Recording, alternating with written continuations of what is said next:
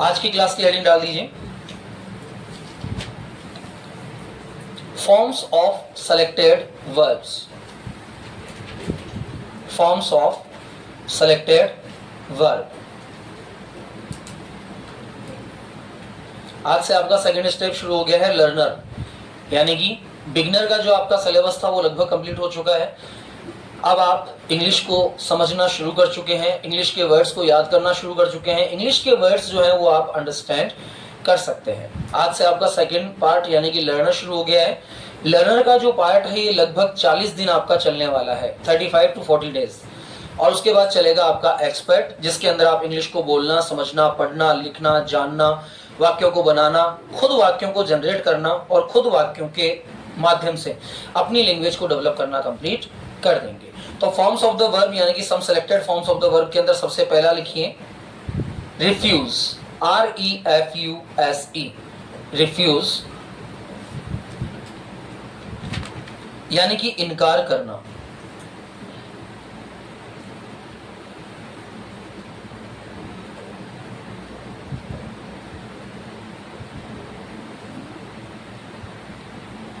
Wish, WISH, wish चाहना, WISH, wish चाहना।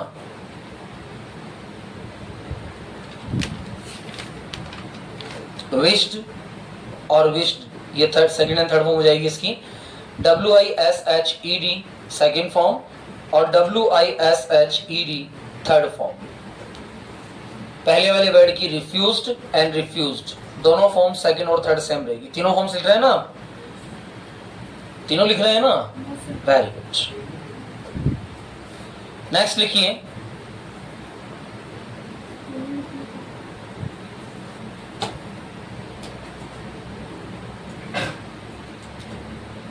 Arise, ARISE, ARISE, arise. अब जो भी फॉर्म हम लिख रहे हैं इनकी तीनों फॉर्म अलग होगी, ध्यान दीजिएगा, तीनों अलग फॉर्म्स होगी। अराइज का मतलब होता है उठना। सेकंड फॉर्म लिखिए अरोज। अब ये सेकंड फॉर्म का प्रयोग कब करते हैं? जब हमें कोई ऐसे सेंटेंस बोलने होते हैं ना, खाया, पिया, आया, गया, तो इस प्रकार के वाक्यों को बोलने के लिए हमारे द्वारा वर्ब की सेकंड फॉर्म का यूज किया जाता है, अरोज, AROSE, अरोज। और थर्ड फॉर्म हो जाएगी अराइजन, ARISEN।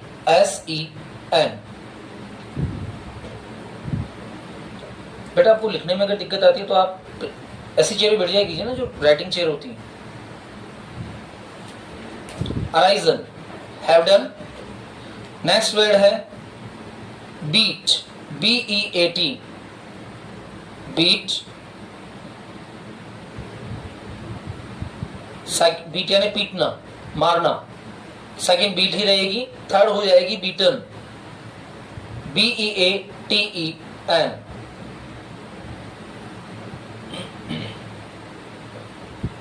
ब्रेक, तोड़ना, BREAK, BREAK, ब्रेक, तोड़ना।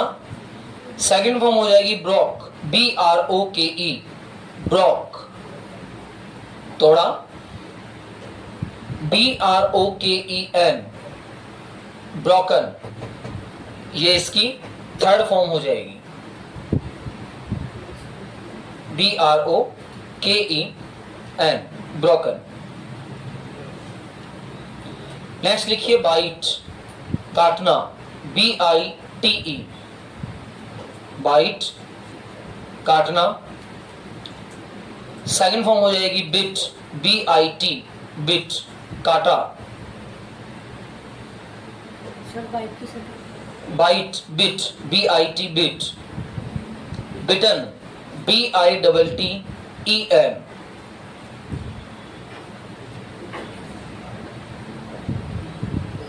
Bare, BEAR, BEAR, bear.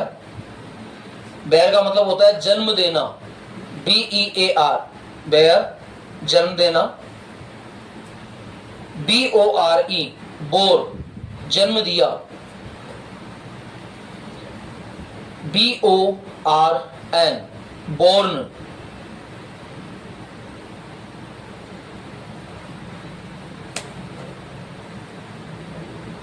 Next,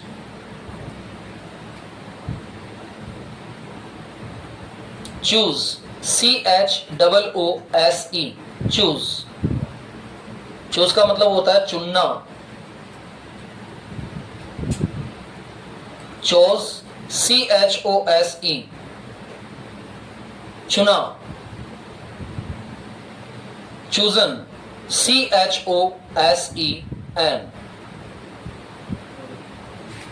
CHOSEN. Next लिखिए ड्राइव, DRIVE, ड्राइव, गाड़ी चलाना. Drove, DROVE, driven, DRIVEN.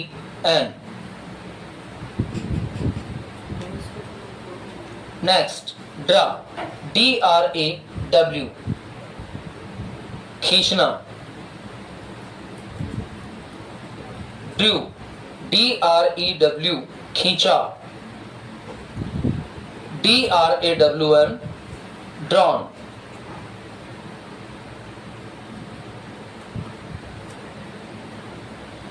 Next लिखिए स्टील, STEAL, चोरी करना. STEAL, स्टील, चोरी करना. स्टोल, STOLE, स्टॉल, चोरी किया. STOLEN, स्टोलन, चोरी किया जा चुका. नेक्स्ट लिखिए वियर, WEAR, वियर, पहनना. वोर, WORE, वॉर, पहना.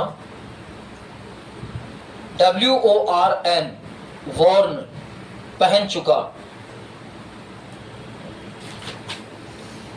नेक्स्ट लिखिए वीव, WEAVE, वीव, बुनना. किसी चीज की बुनाई करते हैं ना हम लोग, बुनना, वीव. वॉव, WOVE, वॉव, और WOVEN, woven. Weave, WEAVE, first form.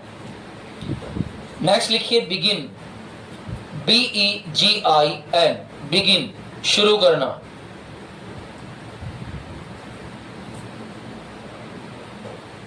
Begin, BEGAN. इन शब्दों को याद करना बहुत जरूरी होता है, इनमें डिफरेंस होता है हल्का सा, कहीं ए लग जाता है और कहीं यू लग जाता है. बिगन, BEGAN, और थर्ड फॉर्म हो जाएगी बिगन, BEGUN, BEGUN.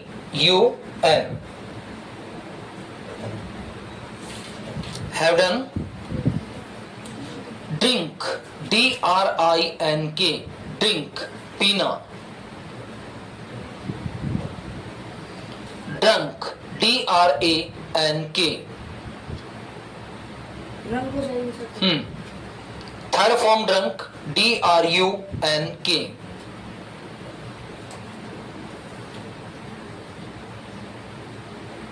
रिंग, घंटी बजाना, RING. Second form RANG. Third form RUNG.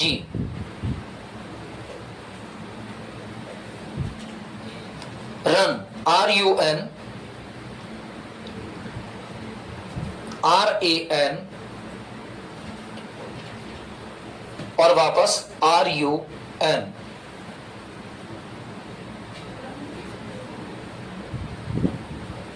Next sink, डूबना, SINK, sink. SANK, sank. SUNK, sun.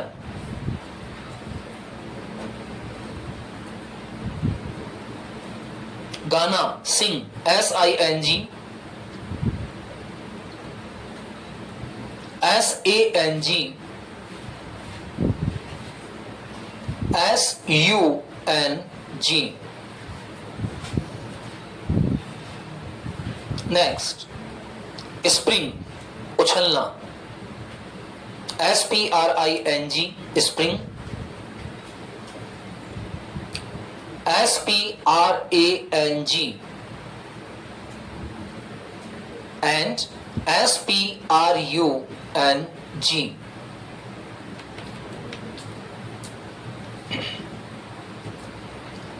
Next, swim, SWIM, SWIM, swim, SWAM, second form हो जाएगी इसकी, SWUM, third form. एक होता है श्रिंक, क्या कोई बता पाएगा श्रिंक को क्या कहा जाता है?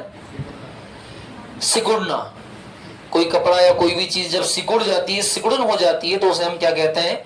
श्रिंक। लिखिए, सिकुड़ना, shrink, SHRINK, SHRINK, shrink. Second form लिखिए, SHRANK, SHRANK,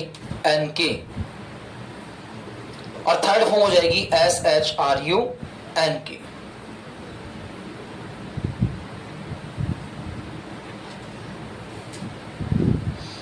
अब कुछ फॉर्म्स है जिनकी तीनों फॉर्म्स एक ही होती है, लेकिन बोलने का तरीका थोड़ा परिवर्तित हो सकता है। लिखिए, शर्त लगाना, शर्त लगाना, बैट, BET, बैट, बैट यानी शर्त लगाना। अब इसकी सेकंड और थर्ड दोनों प्रकार की फॉर्म्स एक ही होगी।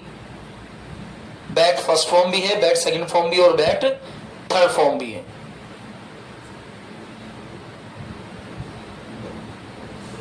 बोली लगाना, बिड,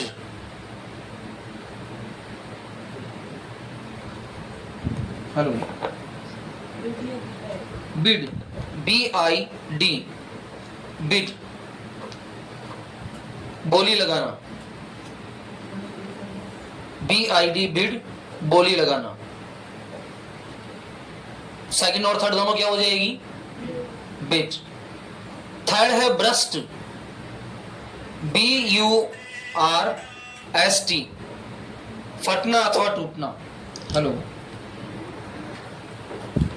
ब्रस्ट, BURST, ब्रस्ट यानी फटना अथवा किसी भी चीज का टूट जाना।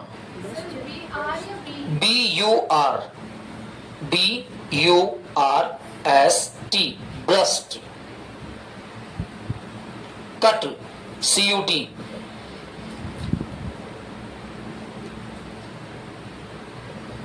अब गलतियां क्या होती है कि हम कई सारी ऐसी फॉर्म्स नहीं जानते हैं जिनकी फर्स्ट, सेकंड और थर्ड फॉर्म एक जैसी होती है। अब जैसे मान लेते हैं कि वर्ड है कट, अब कई लोग बोलते सब क्या बोलते हैं? कटेड। अब कटेड वर्ड एक गलत वर्ड हो गया तो लोग हंस सकते हैं, आप हंसी का पात्र बन सकते हैं। इसलिए हमें उन फॉर्म्स का निश्चित रूप से ध्यान होना चाहिए जिनकी फर्स्ट, सेकंड और थर्ड फॉर्म एक जैसी ही होती है। कट, कट यानी काटना, कट यानी काटना, तीनों फॉर्म्स वही होगी, COT, COT, COT। नेक्स्ट है cast, CAST, cast, CAST, cast. Cast का मतलब होता है फेंकना। तीनों फॉर्म्स एक ही होगी, cast, cast.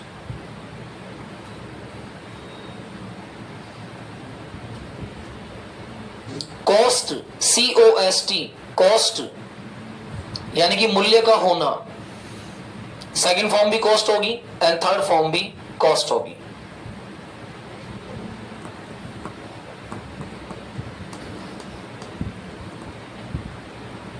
Next word is hit, चोट लगना, HIT, हिट, चोट लगना। सेकेंड एंड थर्ड फॉर्म भी सेम होगी, हिट एंड हिट। हिट यानी चोट लगना, हिट यानी मारना भी होता है, हिट यानी चोट लगना भी होता है। जैसे मैंने कहा उसने मुझे हिट किया, हिट किया मतलब मारा। I hit by the gate, gate के द्वारा मुझे चोट लगी। अब गेट ने नहीं मारा तो वहां चोट लगना हिट के लिए होगा। Hurt, HURT, hurt. हर्ट की तीनों फॉर्म्स एक सी होती है, hurt, hurt, hurt.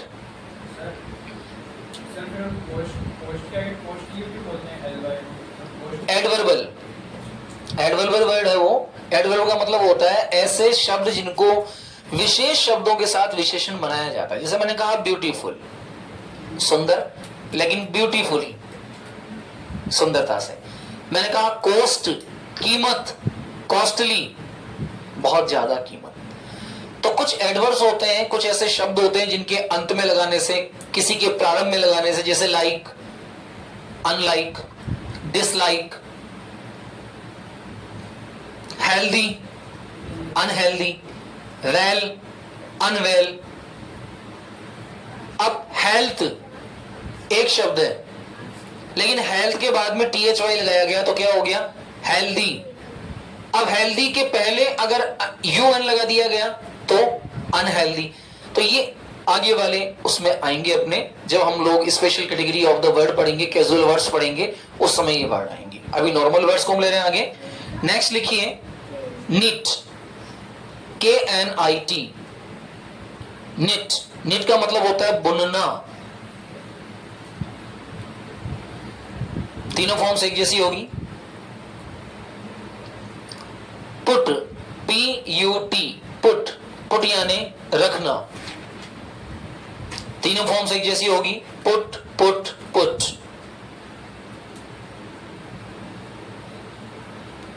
Rid, RID, rid, छुटकारा पाना। RID, रिड, छुटकारा पाना। सेकेंड फॉर्म भी रिड एंड थर्ड फॉर्म भी rid.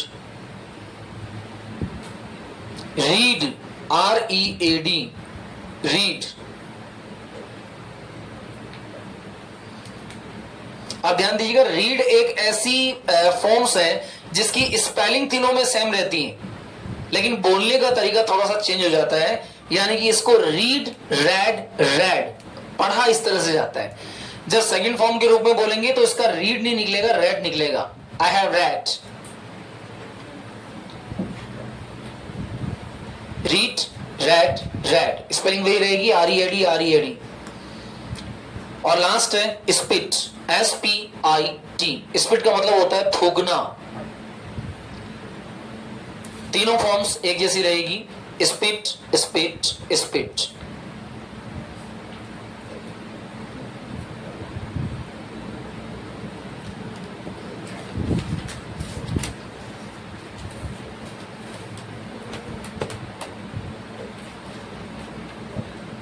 Have done, okay. Number 2 डाल दीजिए।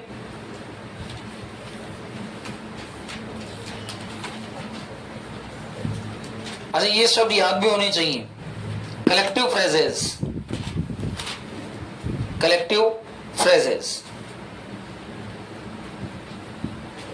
क्या होता है? Collective phrases, what do you know about the collective phrases?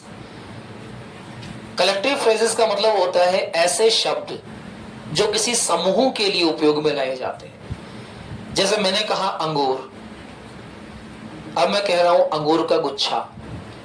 मैंने कहा चाबी, अब मैं कहूंगा चाबियों का गुच्छा। मैंने कहा कचरा, और मैं कह रहा हूं कचरे का ढेर। तो जब किसी भी शब्द को अलग अलग अवस्थाओं में ना बोल करके एक कलेक्टिव, कलेक्शन के रूप में बोल दिया जाता है, तो ऐसे शब्द कहलाते हैं कलेक्टिव फ्रेजेस। तो इन सारे कलेक्टिव फ्रेजेस को सबसे पहले हम हिंदी में लिखेंगे, और उसके बाद हम देखेंगे कि क्या हम इनमें से किसी वर्ड को जानते हैं या नहीं जानते। हेडिंग डाल दीजिए कलेक्टिव फ्रेज, COLLECTIVE,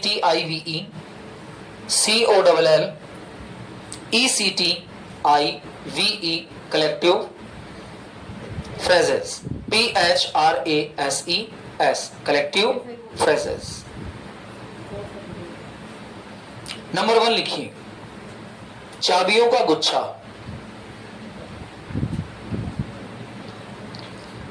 इंग्लिश भाषा में सबसे इंपॉर्टेंट फैक्टर होता है बेटा, सबसे इंपॉर्टेंट थिंग होती है वोकेबलरी। वोकेबलरी को पढ़ते समय, लिखते समय हमारा मन जरूर ये कर सकता है कि यार कौन इनको याद करे, लेकिन वोकेब सबसे बड़ा पावर होता है लैंग्वेज का। अच्छा, सभी भाषाओं में, अगर आप हिंदी भी बोल रहे हैं तो अगर जितना मजबूत आपका शब्द संग्रह होगा, वोकेब पावर आपका जितना मजबूत होगा, ये मान के चलिए कि इंग्लिश को स्पीक आउट करने में आपको उतनी ही आसानी होती रहेगी। चाबियों का गुच्छा,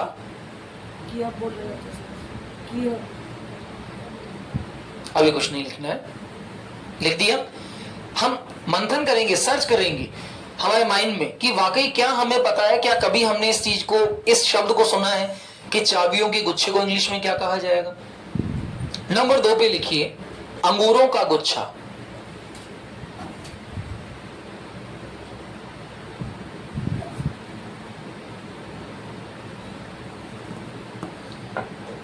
फूलों का गुलदस्ता, फूलों का गुलदस्ता। लकड़ियों का गट्ठर,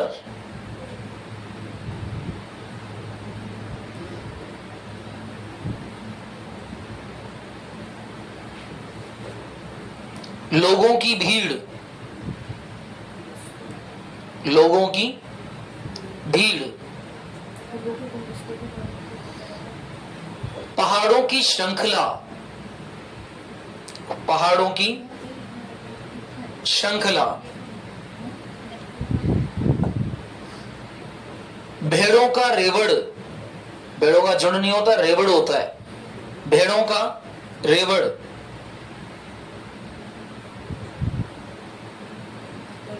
पक्षियों का दल,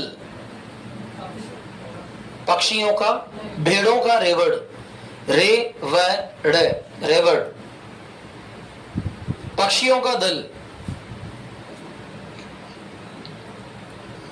द्वीपों का समूह,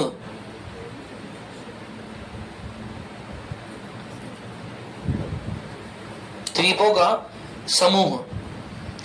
तारों का समूह,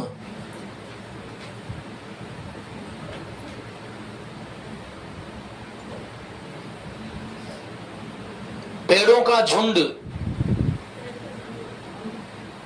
पेड़ों का झुंड। क्या कहते हैं पेड़ों के झुंड को? नहीं पता है ना अभी ना, जंगल तो फिर फॉरेस्ट हो गया जहाँ पेड़ उगते हैं।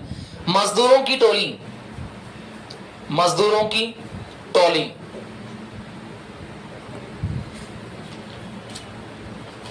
हिरन अथवा सूअरों का झुंड, हिरन अथवा सूअरों का झुंड।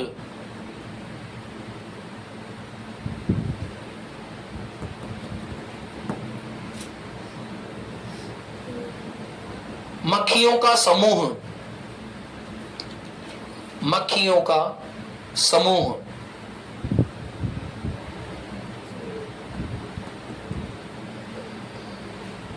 जानवरों का झुंड, जानवरों का झुंड।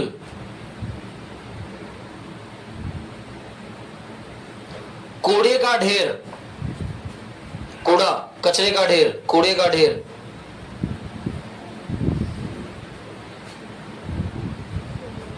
मिट्टी का ढेर,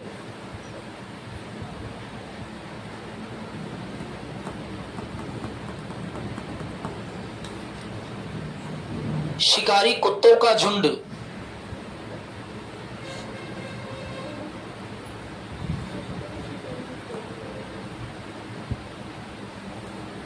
जूतों का जोड़ा,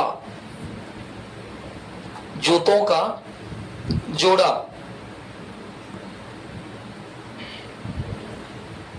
सैनिकों की टुकड़ी, सैनिकों की टुकड़ी,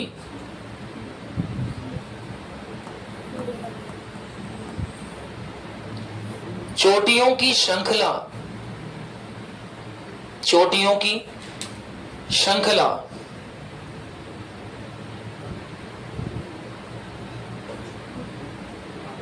मक्खियों का झुंड, वो मक्खियों का समूह था, मक्खियों का झुंड,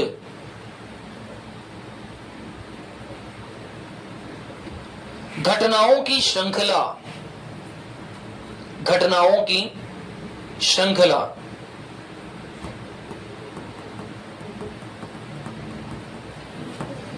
और घोड़ों की टुकड़ी, घोड़ों की टुकड़ी। चलिए सबसे पहले पे आ जाइए, चाबियों का गुच्छा। चाबियों के गुच्छे को कहा जाता है अ बंच। ए मतलब ए फॉर एप्पल वाला, बंच BUNCH। अब ऑनेस्टली बताइएगा, आप में से कितने लोगों को पता था कि चाबियों के गुच्छे को अ बंच कहा जाता है? A bunch. अब अ बंच के बाद आप अगर पूरा वाक्य बोलना चाहते हैं कि यह एक चाबियों का गुच्छा है, तो आप कह सकते हैं it is a bunch of keys. It is a bunch of keys, this is a bunch of keys. अंगूरों का गुच्छा, इसको भी बंच कहा जाएगा, अ बंच ऑफ ग्रेप्स। लिख दीजिए, फटाफट से लिखते जाइएगा, अ बंच ऑफ ग्रेप्स। फूलों का गुलदस्ता, बुके, ए बुके, सबके आगे ए लगाना जरूरी, ध्यान दीजिएगा, ए बुके, BOUQUET, BOUQ क्वीन वाला, UET। अब इसको बकेट नहीं बोलेंगे, इसे बुके बोला जाता है। That proper pronunciation of this word is bouquet. Next word बोलिए, लकड़ियों का गट्ठर जो होता है उसे बोला जाता है a bundle. A bundle, BUNDLE,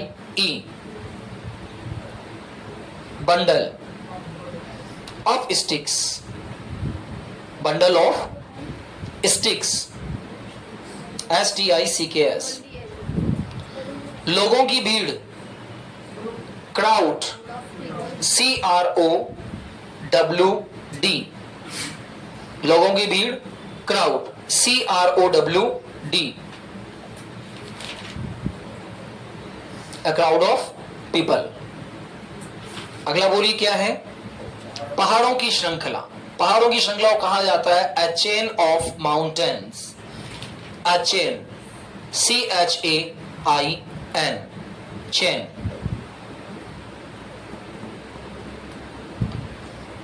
भेड़ों का झुंड, क्या कहा जाएगा भेड़ों के झुंड को?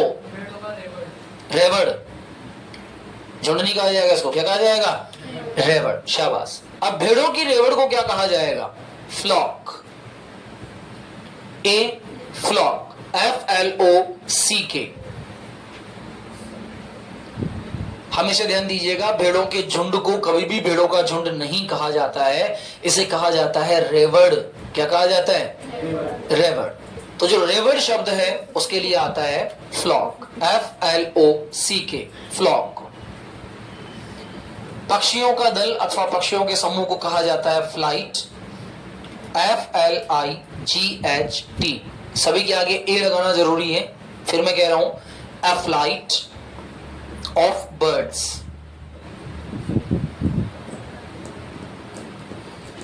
द्वीपों का समूह, अ ग्रुप, GROUP, ग्रुप। अब द्वीप अगर है तो ये आइलैंड्स हो जाएंगे, है ना। आइलैंड की स्पेलिंग में IS आता है, तो इसको आइसलैंड नहीं कहना है। कई बच्चे इसको आइसलैंड पढ़ते हैं, जबकि होता क्या है? आइलैंड। इसके अंदर एस जो है वो उच्चारित नहीं किया जाना होता है। तारों का समूह, लिखा है क्या आपने? तारों का समूह क्या कहेंगे? तारों के समूह को ये तो सब जानते होंगे, लगभग सभी ने 9th 10th 11th 12th पढ़ी है, ग्रेजुएशन की है, कई मेंबर्स पोस्ट ग्रेजुएट भी हैं। क्या कहा जाएगा? आकाश के अंदर जो तारों का समूह होता है, बहुत सारे तारे जहां होते हैं, उसे कहा जाता है गैलेक्सी। GALAXY, Galaxy, GALAXY। तो प्रॉपर वर्ड क्या हो जाएगा? ए गैलेक्सी। पेड़ों का झुंड, पेड़ों के झुंड को इंग्लिश में कहा जाता है ग्रोव, GROVE, GROVE, ग्रोव। तो पेड़ों का झुंड क्या हो जाएगा? ग्रोव। मजदूरों की टोली, मजदूरों की टोली जिसमें बहुत सारे मजदूर काम करते हो, इसे कहा जाता है gang, GANG, a gang of labours. हिरन अथवा सोर के झुंड को कहा जाता है हर्ड, HERD, ए हर्ड। क्या सभी को ये याद होनी चाहिए? मैं सबसे पूछूंगा किसको क्या कहा जाता है? मधुमक्खियों का समूह कहलाता है हाइव, HIVE। इसीलिए मधुमक्खी अथवा मक्खियों के छाते को कहा जाता है बी हाइव्स, क्योंकि वो मधुमक्खी होती है इसलिए उसके आगे क्या लग जाता है? बी। और छाता या समूह जो होता है वो कहलाता है हाइव। जानवरों का झुंड, ये भी हर्ड कहलाएगा, HERD, हर्ड। कचरे का अथवा मिट्टी का ढेर, ये दोनों कहलाते हैं हीप, HEAP, हीप। कूड़े का ढेर और मिट्टी का ढेर दोनों को हीप कहा जाता है, तो दोनों के अंदर आप लिख देंगे अ हीप। शिकारी कुत्तों का झुंड, ये कहलाता है pack, PACK, rubbish, heap of rubbish, RUBBISH। Garbage का मतलब तो खुद ही कूड़ा करकट का ढेर होता है, गार्बेज। रबिश, बेकार की चीजें, RUBBISH। शिकारी कुत्तों का झुंड, इसे कहा जाएगा अ पैक, PACK। और शिकारी कुत्तों को इंग्लिश में कहा जाता है hounds, HOUNDS, a pack of hounds, शिकारी कुत्तों का झुंड। जूतों का जोड़ा, a pair, PAIR, pair, pair.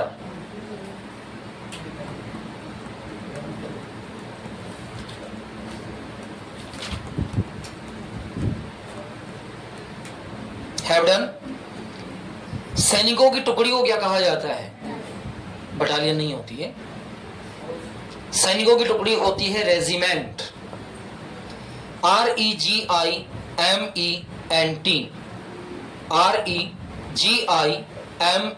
REGIMENT, a regiment of soldiers, a regiment of soldiers, SOLDIERS, soldiers।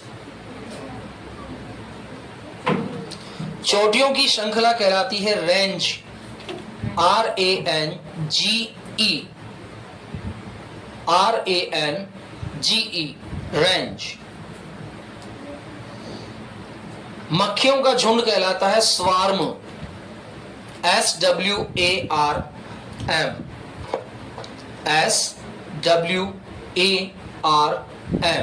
Swarm. घटनाओं की श्रृंखला कहलाती है सीरीज, SERIES, सीरीज।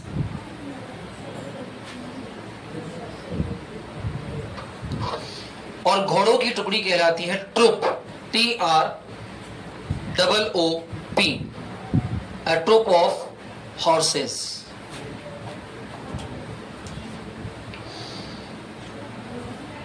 आज का होमवर्क नोट कीजिए। कुछ शब्द में दे रहा हूं, कुछ बच्चों के नाम में दे रहा हूं, उन बच्चों के नाम आपको आज लिखने हैं। जिन्हें आते हैं वो कमेंट सेक्शंस के अंदर भी सेंड कर सकते हैं। नंबर 1 लिखिए, गधे का बच्चा।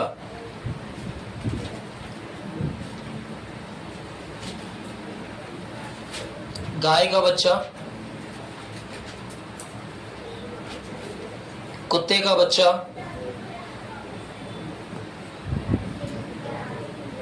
मुर्गी का बच्चा,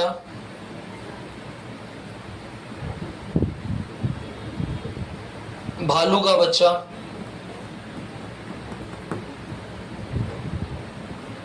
बिल्ली का बच्चा, मेंढक का बच्चा। केवल नाम लिखते रहो, का बच्चा बाद में लिख देना। घोड़े का बच्चा,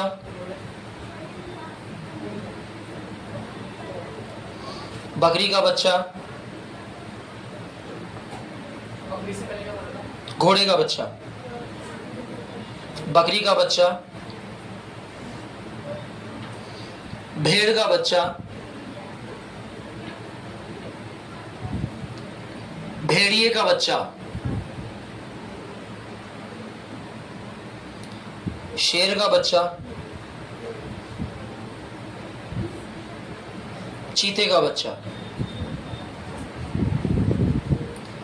अब ये इतने सारे एनिमल्स के नाम मैंने दिए हैं, आपको लिखना है कि इनके बच्चों को इंग्लिश में क्या कहा जाता है। ठीक है, जैसे इंसान के बच्चे को इंग्लिश में कहा जाता है किड।